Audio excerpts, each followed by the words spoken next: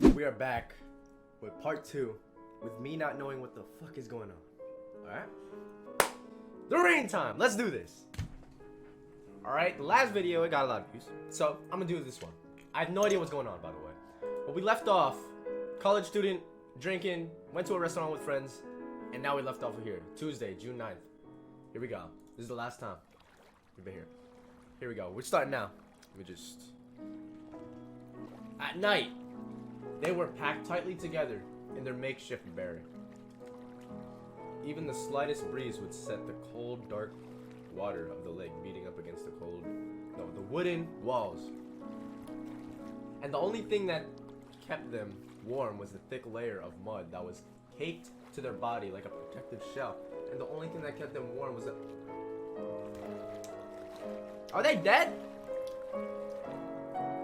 Did someone die? They set to work with iron willpower every day under conditions that would bordered slavery. Slavery? They set to work with iron willpower every day under conditions that bordered slavery. A task that seemed as endless as the waters of the artificial lake. But a superhuman ethos, I don't know how to pronounce that, lived among them. A steely resolve that kept the men united. As if their minds were riveted together and they no longer cared for matters of every day. A brackish, whatever, muddy culture arose among the workmen of the lake. They told each other stories after work, although none of them were ever put into paper. I have no idea what's going on. Once again, I really want to understand this shit. After the embankment was finished, the remaining water was pumped out and slowly patches of earth fell dry. This music is really creeping me out. At first, the reclaimed seabed was bare and inhospitable, too soft to even set foot upon. But soon dramatic changes began to take place amongst the waterlogged marshes. Crops started to sprout and rooted effortlessly in the muddy soil where they fought each other for survival. Move, the elderberry hissed to the knotweed. This is my spot. The knotweed, however, bowed for no one and stealthily crept up to them. Don't fear, he whispered back. You'll root here, untamed elderberry. You don't need all that space, do you? The elderberry felt violated, but tried not to let it show. She rose out so high above the other plants. What could really hurt her? What is an elderberry? I don't know what the fuck that is. Yet she wasn't at ease with the knotweed curled up so close around her feet. That vulgar, seedy shrub. What had it all devolved into? I'm trying so hard to understand. The Socah? Whatever you're about, tell me what's going on. If you could leave in the comment what is happening. Cause like I don't know if it's just me, bro. And while the plants competed amongst each other, the workmen tried to reintegrate into mainland society. But the dry world wouldn't take them back with their dreamy gazes and stoic attitude to life. Some of the men eventually found work on the large oil rigs in the sea. There they created a life that felt somewhat familiar, where the days were long and the sea would beat up against the platform in the same stable rhythm they had been accustomed to. But in the end, the greasy sensation of oil on their hands never came close to the safe, dry mud that had encapsulated them during the long nights of the lake. Other men became drunkards, got incarcerated, or ended up taking up their own lives. Their vain search for an existence of total surrender as they had grown accustomed to on the lake completely destroyed them. They were rendered in debt to a path, an immaterial battle against the forces of nature that had existed only for a very short period of time. This is getting kind of dark. So people have incarcerated themselves into like this shit. and the polder that unsightly artificial island cast out of the bed of a murdered sea kept changing. After plants had sprouted all around, the first generations of insects emerged. They bred effortlessly in the swamp. Oh shit! At first there were thousands, then hundreds of thousands, then millions. They multiplied faster than good for them. It felt like rain from the sky. What the fuck?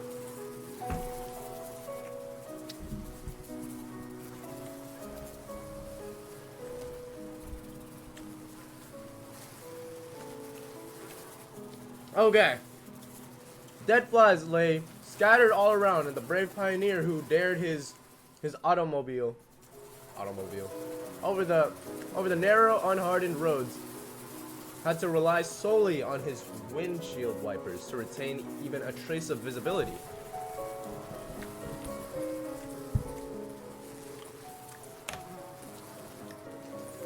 The first inhabitants of the polder, a completely different kind of people than the men who built it, were terrified by the sight of them.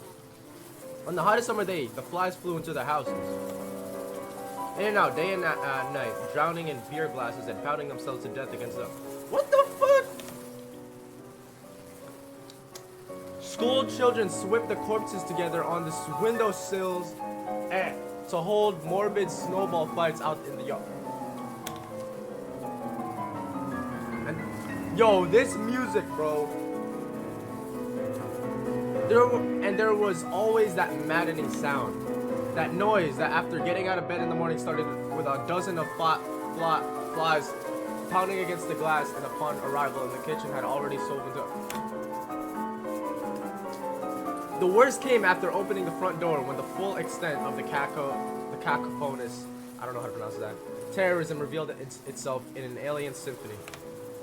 A gruesome masterpiece of thousands of voices buzzing through the streets. There were only a few summers in which the fly population was this high. What the fuck? That was before the spiders! Bro, I have arachnophobia. I can't do this.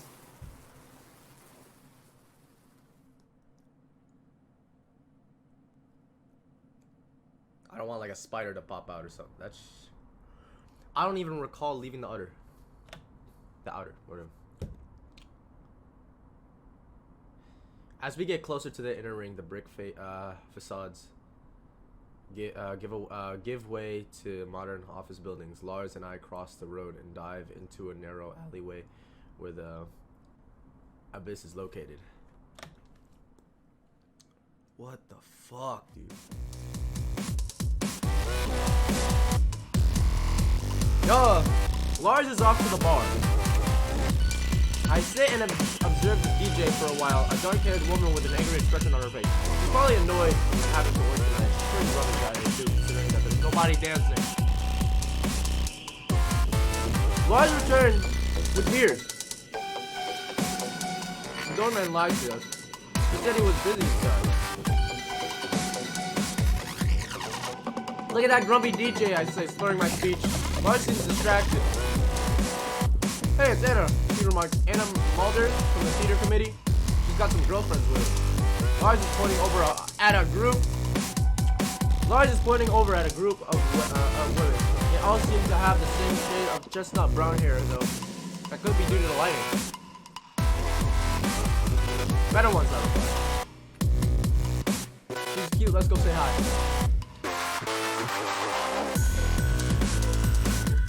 We approach the girls, with Lars leading the way. I'm starting to see the world a little sharper again. Lars nudges at Anna. This is Mr. Hoffman, he announces to the girls, pointing at me. You know him, right?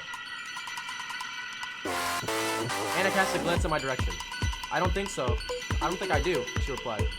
But how you been doing, Lars? Saccharine beef countenance and dragging me further out of my phone. What the fuck? My attention is grabbed by the girl sitting next to Anna. She's short, and on closer inspection, it appears her hair is slightly lighter than others. Is her name Caroline or Jasmine, maybe? She's majoring in anthropology, and she's also on the theater committee, if I recall correctly. There's something about her. I'm No, there's something about the way her pointy nose protrudes above her fine upper lip. It's tender. Noble almost. Suddenly she looks my way and smiles though it's a tormented smile. She thinks I'm a creep staring at her like that. I avert my gaze.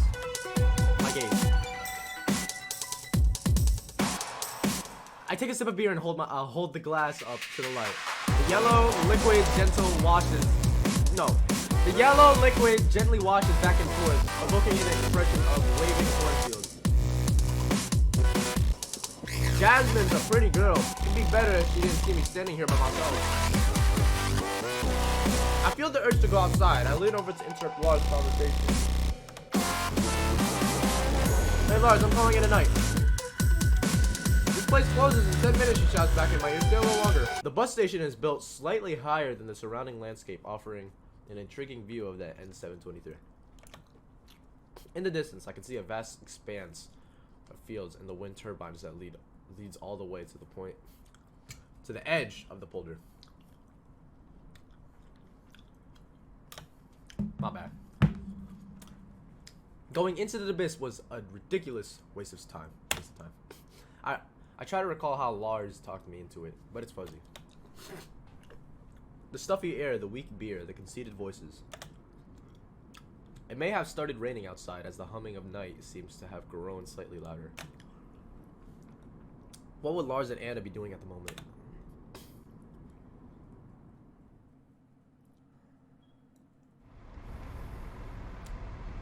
With my right hand, I softly stroke the empty seat beside me. The engine's making a gurgling sound. The temperature's rising and the swaying of the vehicle almost rocks me to sleep. Stripes drift over my retina. For a moment, I'm back in the club with Jasmine in the center of attention. Oh shit. I wake up just in time for the Ryberry stop.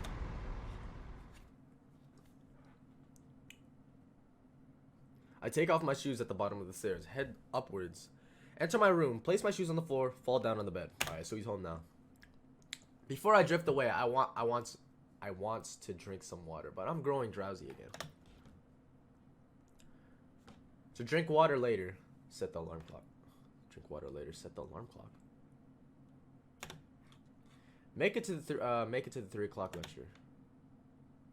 Oh, so this was his entire day of like doing random shit, and he has college tomorrow. So like, he has his lectures tomorrow. The water nymphs left long ago. Yet still, I heard a roaring of waves. I opened my eyes to. A rustling field of corn. A cyanotype C. I can't. Oh, this is where the decision making comes in. A rustling field of corn. A cyanotype C. I like this. I like that option better. What's happening now? This is actually pretty. A terrible drought is raging through my mouth. I'm breathing heavily. It hurts to swallow. I attempt to sit upright, but my head is pounding and I sink down again. I doze off. Oh shit. Yo, this is getting interesting. 2 hours later, the room's spinning. I drag myself to the sink and force myself to drink the nauseating lukewarm water like a camel before a desert journey. Dude, so like the beginning was just like part 1. This is part 2 now. This is getting interesting. Then I got up on my toes to open the tall window. A gust of fresh air blows into the room as if a vacuum seal has been broken. Oh shit, I paused for a moment to breathe in the air. Just 1 more hour of sleep, then everything will be fine again. Yo, something's happening. And while I'm lying on my bed, more and more cold air flows into the room. The condensation on the window slowly seeps away. My leg hairs rise up straight, and the layers of dust under my bed blow upwards and spread through the room to form an invisible layer on the floor and books. I'm breathing quietly now, my sleep growing deeper. I dream a dream in which I keep missing the bus. So he just had a dream. It was just a dream? 3 hours pass before I stir again. It's 14:36. I'm feeling much better now. My phone battery is almost dead. I get up, shove a few library books in my bag, and descend the stairs. So this game should be done in like 2 hours, maybe, like something like that. Yeah, like that's what the developer said. I remember saying that. New is written in giant letters on the window. Inside, a range of primary colors is poured out on me. The refrigerator unit produces a constant drone. E-Mart's bread section has little more to offer than a few bags of toaster strudel and a squashed loaf of white. The smell of spoiled dairy is starting to affect me. I haven't eaten since yesterday evening. Why is this kind of reminding me of Tokyo Ghoul? I don't know. I don't know. I think I said this in the last video. It reminds me of Tokyo Ghoul. For a while I stand there inspecting a large rack of mineral water just to rest my overstimulated eyes. The people here live 4 meters below sea level, and yet they're willing to pay money for water. They should impose an import ban on this stuff. One day it'll be up to our necks again.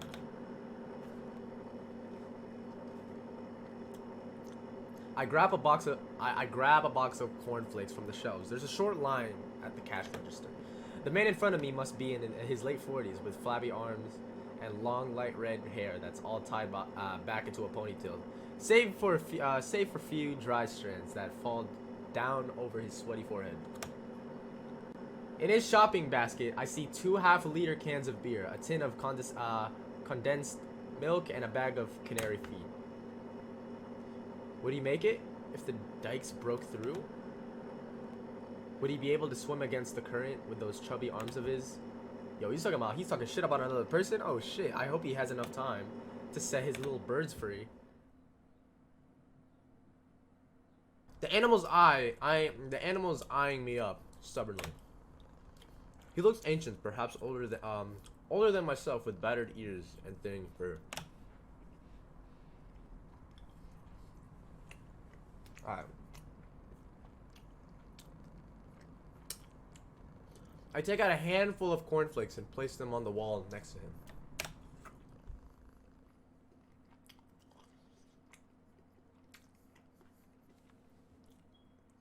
He sniffs at them disinterestedly before pacing away.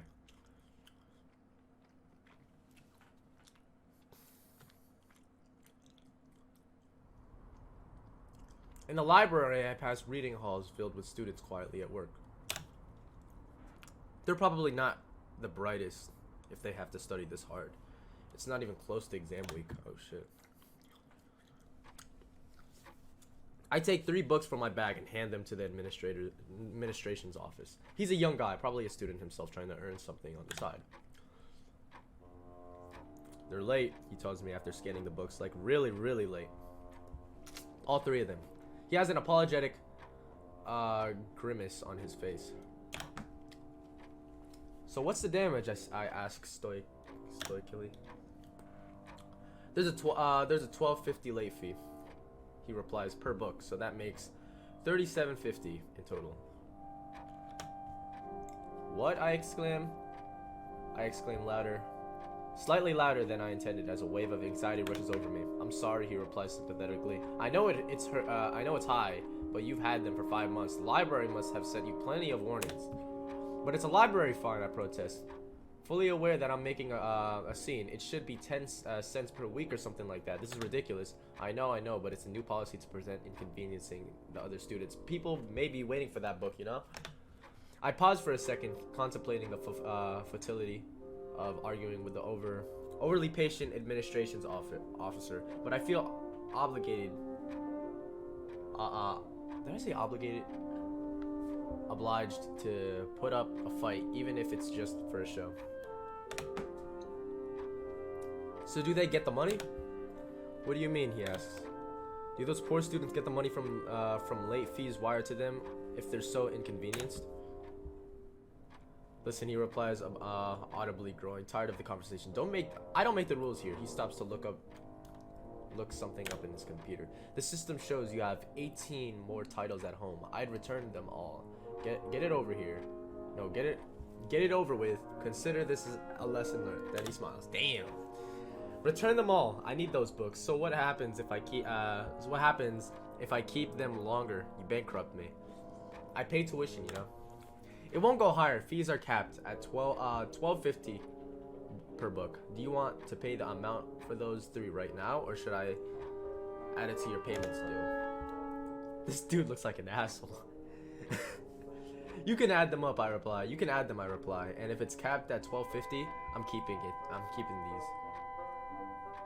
I keep up the books from the counter. I might as well get my money's worth. I advise against that, he chuckles. It's really not how the library works. So, yeah. I know it's like, he didn't want to pay the fucking library fee. Oblivious to the rain, shoppers scurry towards the last bargains of the day. I'm trying to disregard their neuroticism as much as possible, but they still end up getting in my way. Bernard, have you finished working? Yes, he answers. Busy day today. I didn't know you lurked here before sundown. Let's get a beer someday. I'm sorry, some more. 2 beers, I call out to the bartender as we pass by. The man picks up 2 glasses and starts pouring. Bernard nudges me. I actually felt like having a wine, he whispers gloomily in my ear. What do you mean, I ask him. You just suggested we have beer. That was a figure of speech, but beer's okay, it doesn't matter. Also, a red wine, please, I call out to the bartender who's just finished pouring. It really doesn't matter, Bernard grumbles sorely. We pick up the drinks and head upstairs.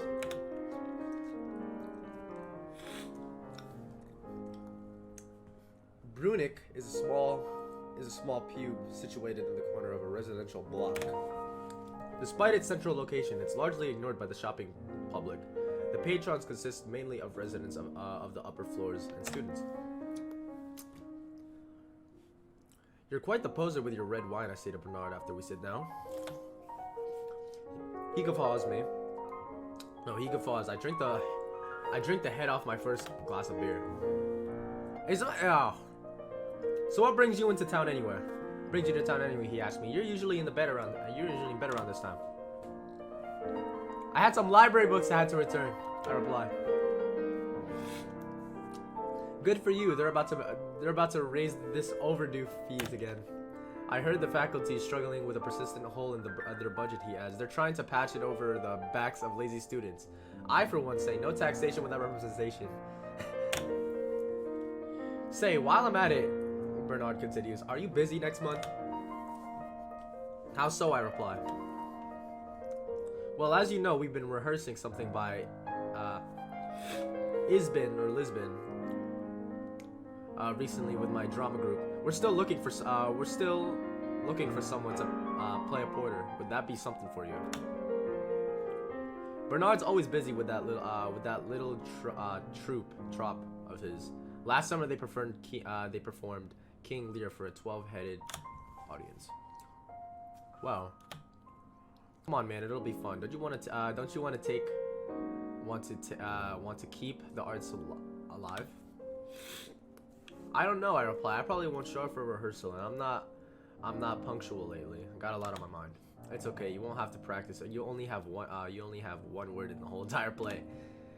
His insistence is starting to bother me. It's not gonna work out, Bernard. I'll fuck things up. I don't want to put in effort. Is that the first curse word? Whoa, the first curse word in the fucking game. Bernard seems like he's about to retort. You'll do fine without me, I add. Everyone does. You can ask Matt to do it. If the part's really that easy. Expense. Bernard calls out. Expense. That's all you have to say. There. You've learned the role by heart. No, Bernard. I hesitate. Or you know what? I'll sleep on it. Bernard looks satisfied. He's pondering as though he's searching for something to keep the conversation going. I take a few large sips from my beer. You may find this interesting, he starts. I'm working on something by Von Schitz. You know him? I think I've covered him once. I lie, he's okay. Isn't that the most wonderful prose you've ever read? He burst out. The way he builds those sentences, I couldn't write that in 1,000 lifetimes. Bernard, who's just taken a big sip of wine, chokes on his words and breaks out spluttering. I watch my friend with compassion. Bernard's afflicted with a morbid tendency to gush. What the fuck is happening? But it's an act. Mostly, he's shaped his entire personality millimeter by millimeter in his room behind his writing desk. I wait till the boy's done coughing. No, it looks like he's in trouble. I don't know. It's just books, Bernard. Bernard, be careful now. He recovers, whispering, "That beauty, William. That's it. That's it. I'd give anything for that. I could spend my entire life slaving away in that stupid clothing store, if only to catch a glimpse now and then of a magnificent play, the beauty of the female form, the rays of morning sun." What is this dude talking about? That's great, Bernard. I finished my first glass of beer. You want some? I ask him, gesturing at the second. Have you ever been in love, William, or have you ever experienced that divine feeling of wholeness when a naked girl embraces you? It's addictive, hiding underneath your skin, firing up in the most unexpected of moments. Perhaps. Say, on that matter, do you know Jasmine from the theater committee? I asked her with a smile, just to see if I elicited a response. Yeah, I know her. Not bad. Her father is Joachim Van Buren. I think he produced a few plays by emergent hands. You've struck gold there, old boy. I'm pronouncing a lot of words wrong. Just ignore it. All right. I don't know these. I just keep staring at him attentively. Look, you know my opinion on these matters, he continues. I say go for it. Do whatever it takes, even if you have to lay down your life in the process. He pauses. Another beer, William? Then I'll have another glass of bread. No thanks. I'm already one ahead of you. I have a lecture to prepare for. All right, so this is when he has a lecture. I remember he said he has a lecture in 3 hours. A lecture, interesting. So you guys have to arrive. So you guys arrived at Von Kleist yet? Bernard, I sigh. What image do you have of the German curriculum at a small town university? I get up and put my coat on. So he's going to his lecture now. All right. As the town hall has been under renovation, it's draped in thick polyethylene sheeting. On a pale December afternoon, the covers have the same light gray hue as the sky, camouflaging the building into a colossal chasm on the central square. A young man, tall, black hoodie, and glasses approaches me. The fuck? You want a flyer? He asks me routinely as he hands me an orange pamphlet and prepares to move on. But I stop him. Wait a minute, what's this? I ask. He halts and turns to face me. Oh, it's a flyer for One Front, he replies dismissively. With his right hand, he's holding a stack of pamphlets against his leg, while rifling through them nervously with his thumb. His scruffy blonde hair protrudes from his head in irregular tufts. For some reason, he seems like an ideal target. Ah, One Front, I reply, grinning nervously. Tell me all about him. Well, we stand for our national identity, he replies. You've probably noticed that it's getting busier over here. We're under a lot of pressure. We're under pressure from all sides. I interrupt him. We're under pressure, you say? That sounds dangerous. As I said, our culture is being threatened, he continues. You probably experienced for yourself how this city is changing. We're losing our core values. You're a student, right? I nod. Well, as a student, you've got to realize that things are happening to this country that really transgress all boundaries. I'm talking about big talk. I'm talking big topics like mass immigration, terrorism. What are your thoughts on that? This is getting deep. He stopped talking as if waiting for a response. So what do you think about the Diepenbrock? I ask him. That's not what I mean, he replies. Just generally of our way of life and values. I interrupt him again. Diepenbrock, what do you know about him? Isn't he an outspoken symbol of our national identity? The boy's fidgeting impatiently as if he's looking for a way out of the conversation. Oh shit. You know that's cool, he replies. Literature is important. I think I read one of his books in high school once, but I really have to continue handing out. Read one of his books? Read what books? I shout out triumphantly, my eyes glistening. Diepenbrock wasn't an author, was he? I'll call her after. He seems downright irritated now. I like how the music just goes up. Yo, you Socah, whatever you made this game good as hell. This is good. Good one, you got me, he sneers. Just read the flyer, bye. And as he's about to leave, I take out his pamphlet when I stuffed it into my jacket pocket, crumpled it up like into a ball, and threw it at his feet. Yo! Diepenbrock, don't you forget that name. Vive l'orange blanc bleu. As he moves away, I consider trailing him, but I decide against it. 50 meters further, he resumes handing out flyers in the same evasive manner as before. Bruh. Oh my god.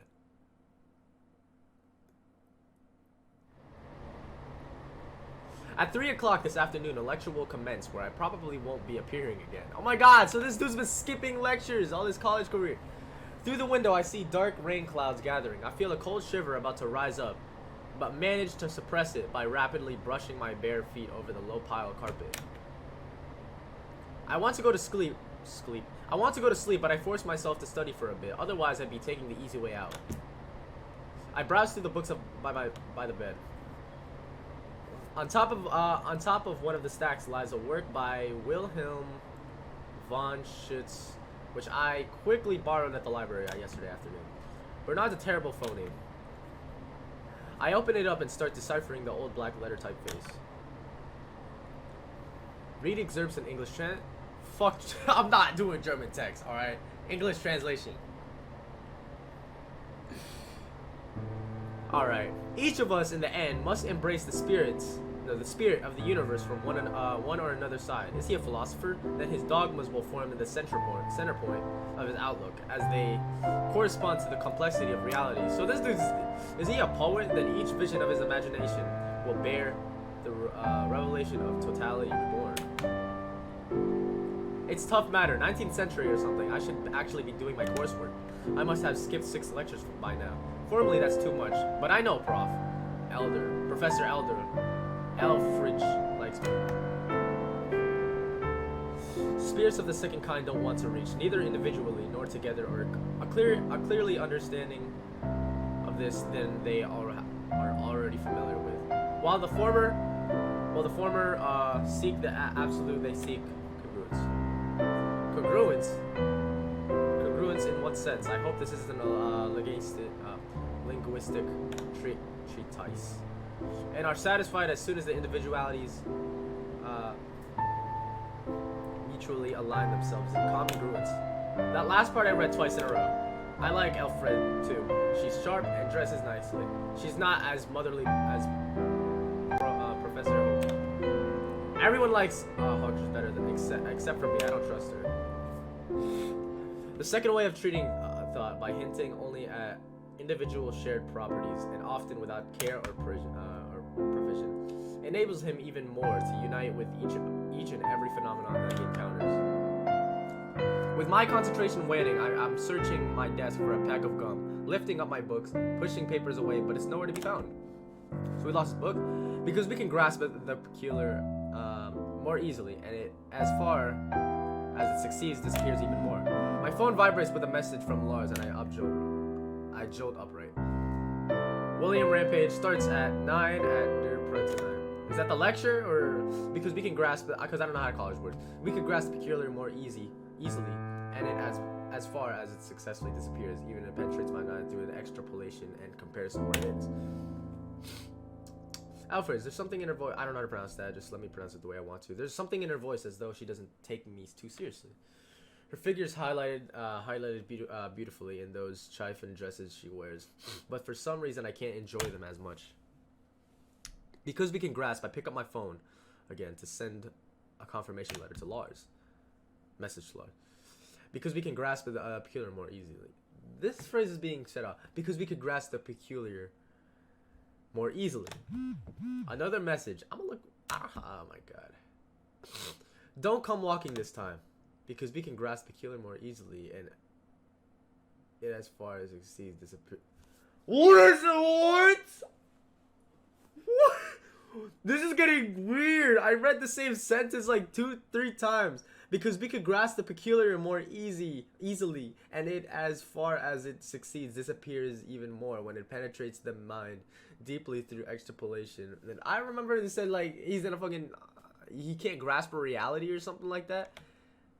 Too deep for my understanding, maybe. You know what? That's enough studying for today, yo. His brain is like, it's rotting right now. Oh my god. I close the book, crawl into bed, and take out my phone at 11:27. I should probably start attending lectures again. Not this afternoon, but another day when after dinner. The Germans and their poets, bunch of dickheads, all of them. I massage myself to sleep thinking about Jabbers. The bed warms up slowly. Bro, I like this. This is funny. Like, I kind of got. Oh my god. And now he's at the bar. Or like the fucking club and shit. It's Stuffy as always in produce. Lars walks in. Bernard just called to say he's late. So you made it home safely Tuesday night. I was in bed before 6, I replied dryly. And then you overslept for your classes. Haha, go get us some beers. It's okay, I've built up a reputation, I say with a smile as I leave your phone line. I do actually attend classes, just not all of them. It has to do with the way I take up information, but that's completely beyond Lars' comprehension. Immanuel Kant wouldn't leave his study for months on end. Never saw a university yet from the inside. But he didn't do any worse for it. I have to find my way to get to the bar, and as the lady pours two beers, I see traces of white soapy water running down the inside of the glasses. The thought of the rancid dishwater mixing with my beer makes me gag inaudibly. I don't know if you guys can hear me properly because this music is loud as shit, but whatever.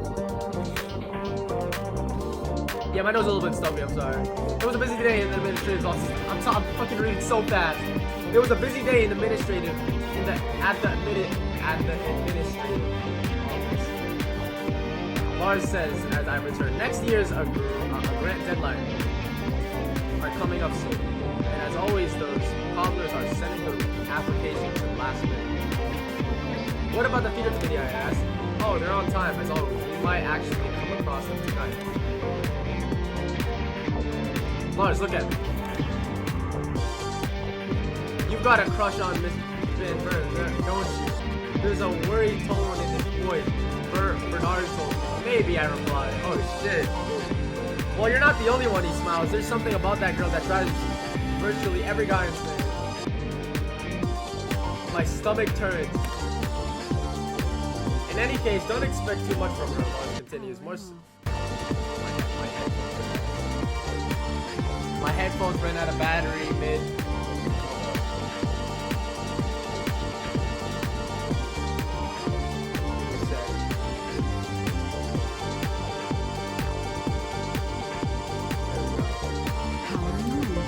I'm so sorry. In any case, don't expect too much from her. Lars continues. More seriously, I'm not sure she's exactly your type. What do you mean? I ask, annoyed. Lars makes a dismissive gesture, but I continue staring at him. Listen, William, once in a while you have this tendency to be a little too nice to girls. In fact, don't be too nice. Nice guys always finish last. What's wrong with that? I reply sharply. Look, there's nothing wrong with that in itself. You'll probably even get away with it once or twice. But girls like Jasmine are different. They're used to that kind of treatment. You need to play it tight with them. You understand? Fuck, my ears itching. His words evoke unpleasant thoughts, leaving me with the notion that something that was once very pure has now been irredeemable, perverted. That pretty period, I mumble. You know, I add. Bernard's Struple is staging something too about a murder, I think. Oh yeah, Lars commented. I heard that, but I think there's some bad blood between Bernard and Peter. Professional status about it. Wait a minute, Evelyn calling. Lars, answer the phone. As I'm about to take a sip from my beer, I recall the soapy water clinging to the inside of my glasses. And just in time, I placed the glasses somewhere on the table behind me. Lars in search conversation with Evelyn and the phone. She's in the abyss. Let's move over there. I'll text Bernard. Where's your beer? Oh, it's all gone. We can go. There's a chubby woman standing on the dance floor chatting with a friend. A few guys are circling around her with like toothless sharks with the decrepit, whatever that is, faces from drinking too much dishwater. Let's go, Lars. Calm down, I can't drink as fast as you. Choke it down, killer clown.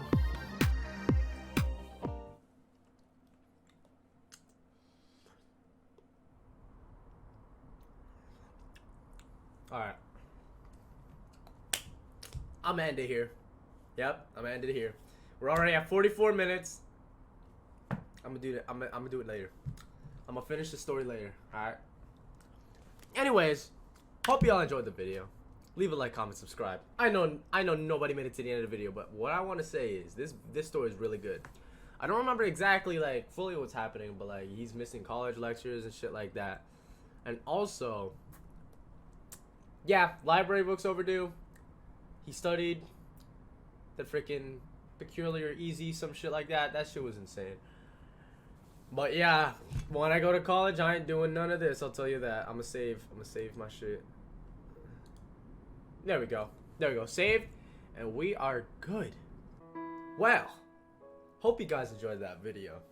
Leave a like, comment, subscribe, and I'm gonna do a part 3 because this shit is mad interesting.